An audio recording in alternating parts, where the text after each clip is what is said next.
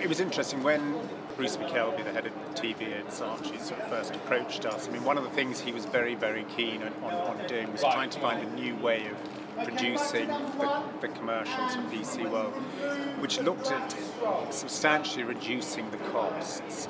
Olivier Gondry shot the first lot because he was shooting the brand ads as well. So kind of between him and Will and Curtis, the creative directors, they kind of established a look that they were happy with and the client was happy with. And then it was like, okay, now can you carry on doing it and develop it further? And we kind of made the animation, stop frame animation part of it much, much more integral to it. So much of it is about what we can actually achieve. I remember, at one stage they wanted a camera literally to work as a Rolodex. And Ben sort of sat there, thought, a couple of scribbles, and 5 minutes later he goes, yeah, I know how we can build a rig on that. That's fantastic, where you suddenly, and the creators are going, so what, we can literally make it do that? And Ben's going, yeah, and we'll do it in camera. Would do it in camera. The biggest challenge for me initially was often making black objects revolving in a 360-degree infinite black space not look black.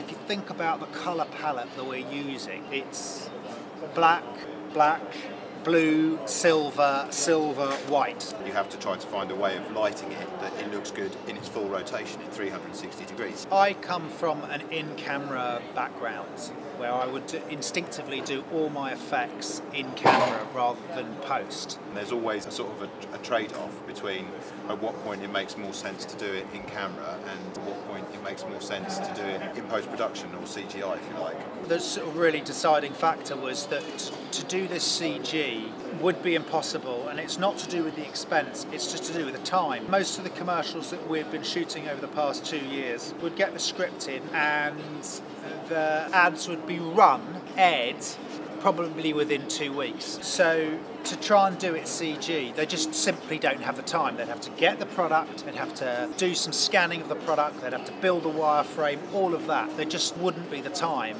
aside from the fact that it'd be much, much, much too expensive.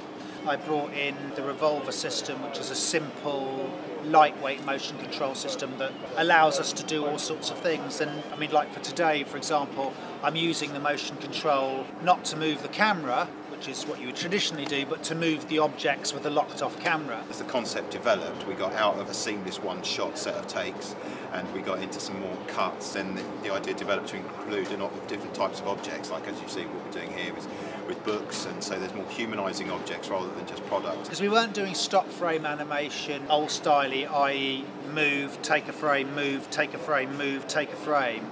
We were doing move the object or the screen shutting or whatever, then we would shoot the whole pass. So for a 30-second commercial, we were shooting a massive amount. So going tape as opposed to film was one issue. HD at 100 frames per second looks like 100 frames per second in film. It does. You don't have that kind of stepping. It looks beautiful. HD's fantastic. It's great. Ben got me on and has been great from the beginning, and he loves to collaborate and he seems to really value everybody's skills that he works with and brings a lot to it himself, obviously, with his skills. But he gives everybody else the chance to, one, do their thing, and also, two, to sort of feel probably comfortable to contribute ideas. They know the way he works, they know what he expects of them, and so people begin to fit into their rules.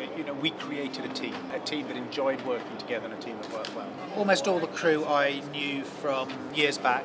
Gail Smith, who's my art director, I've known for years, and she's one of the first I put down on anything I do. She's lovely, she's really steady pair of hands, not a panicker, and gets everything right bang on. Peter Bathurst, who's the cameraman and who is, again, integral to the whole process.